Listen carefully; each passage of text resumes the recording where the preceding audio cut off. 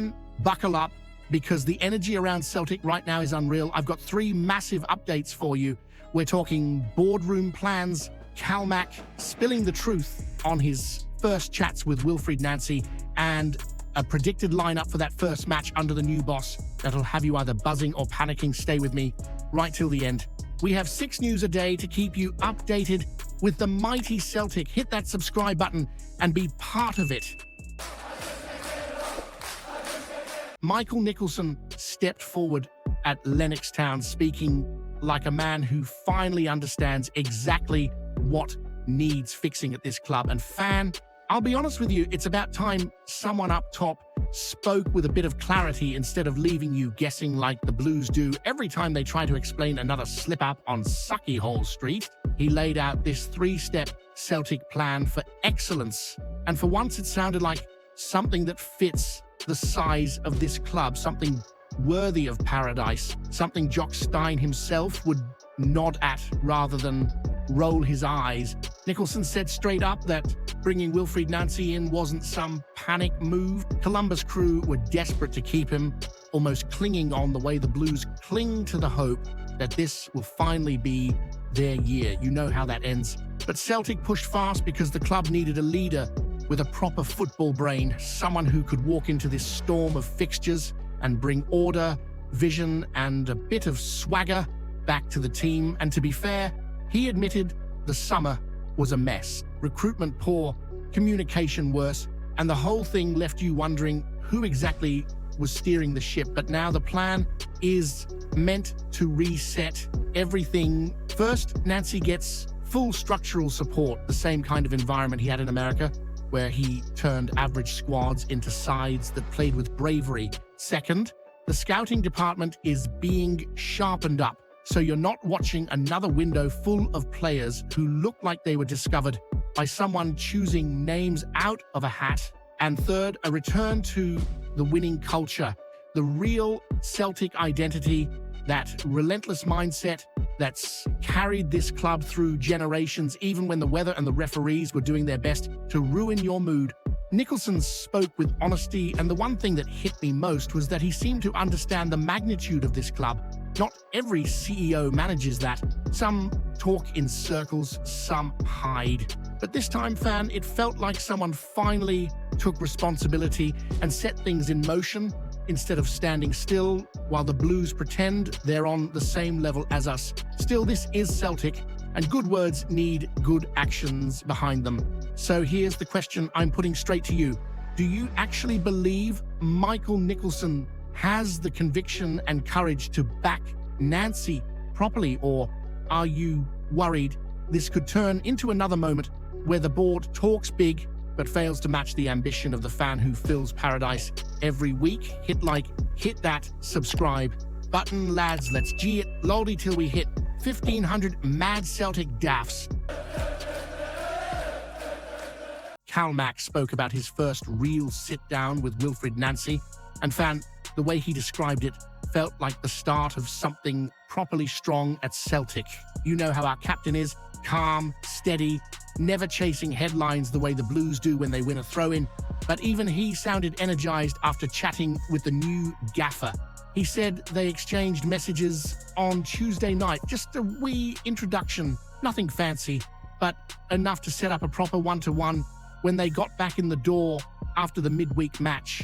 And when Calmac talks about a manager, the way he talked about Nancy, it usually means the guy has something real about him. 20 to 25 minutes they sat together before Nancy even addressed the squad, just the two of them, speaking about ideas, standards, football identity, all the things that matter at a club like ours. And Calmac said Nancy came across as smart, calm, and someone who actually understands the pace and pressure of Glasgow, not one of these managers who crumble at the first gust of wind blowing across paradise on a rough day. He said he hopes he gave Nancy a good first impression too, though you and I both know Calmac doesn't need to hope for that.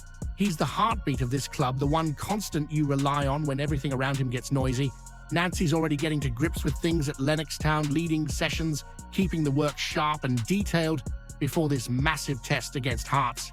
They're sitting top by goal difference just now, and you can imagine how delighted the Blues are to see anyone above us, even if it's only for a day or two. But Celtic have that game in hand, and with a win on Sunday, the whole table shifts again. Straight after that, the League Cup final waits, and then the away day at Dundee United. It's a mental schedule, the kind that exposes weak characters and amplifies strong ones, and you can already see Nancy and Calmac building something steady and united. And there's a wee familiar thread in all this too, because Alistair Johnston knows Nancy from their time in Montreal. Shame he's injured just now, but having at least one player who's already lived through the gaffer's style helps anchor the team, especially in these early hectic days. It's small details like that which usually end up mattering in a dressing room.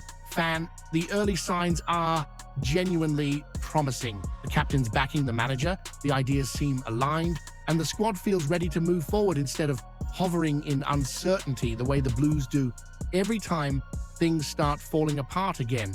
But here's what I want to ask you straight. Do you trust this early chemistry between Calmac and Nancy to carry Celtic through these brutal opening fixtures, or are you worried the pressure could expose cracks before the partnership even settles? Hit that subscribe button. Lads, let's G it loudy till we hit 1,500 mad Celtic dafts.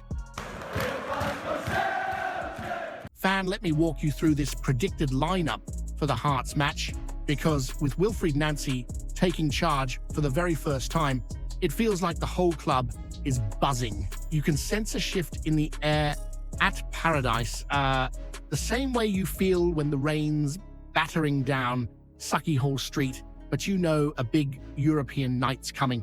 Nancy's barely had time to get his boots under the desk at Lennox Town, yet you can already tell he understands what managing Celtic actually means. He's talked about passion, pressure, and pride, and that's exactly what you expect from someone stepping into the dugout at Paradise. Now, his preferred shape in the past has been that 3-4-3 setup, the kind that gives someone like Rayo Hatate all the space in the world to float and create. But let's be honest, you don't rip everything up after 48 hours in Glasgow unless you're wanting trouble. And Nancy doesn't strike me as the kind of guy who walks into the dressing room and starts calling himself the sheriff, like some managers across the city have tried in the past. No, he's sticking with the 4-3-3 for now, letting the wingbacks push high and letting Calmac protect the back four like he always does, steady as a lighthouse in a storm. Kasper Schmeichel keeps the gloves, and that's exactly the right call. The man's presence alone lifts the whole defense. In front of him, you'll likely see Colby Donovan, Austin Trusty, Liam Scales, and Kieran Tierney stepping in for Siraki after that injury. It still feels surreal to say Tierney's name in a Celtic lineup again, doesn't it? Like seeing one of your own come home after years abroad, ready to pick up right where he left off. You can already imagine the noise the moment he clocks a tackle in front of the North Curve. Midfield stays untouched, with Hatate, Calmac, and Arne Engels. That trio has balance, creativity, and graft, and Nancy won't want to mess with something that's working. Up top, though, that's where things look properly interesting. Sebastian Tonekti on the left brings something unpredictable. Dyson leading the line brings that relentless pressing we all love him for. And Benjamin Nygren coming in on the right gives real energy. Luke McCowan drops out for now, but that's football at Celtic. Competition everywhere, standards sky high, and Hearts coming to town, sitting top on goal difference. Fan, they'll be strutting in like they've achieved something, but we all know the league table in December is as trustworthy as a Rangers board statement. This is Nancy's first real moment to show what he's about, and with Paradise behind him, it's the perfect stage. But here's the question I want to throw at you, and I want you to think about it properly. If Nancy sticks with this familiar shape instead of shifting to his trademark system, do you think he's being smart, or are you worried he's being too cautious for a Celtic manager stepping into a massive fixture right away? Hit that subscribe button. Lads, let's G it loudy till we hit 1,500 mad Celtic dafts.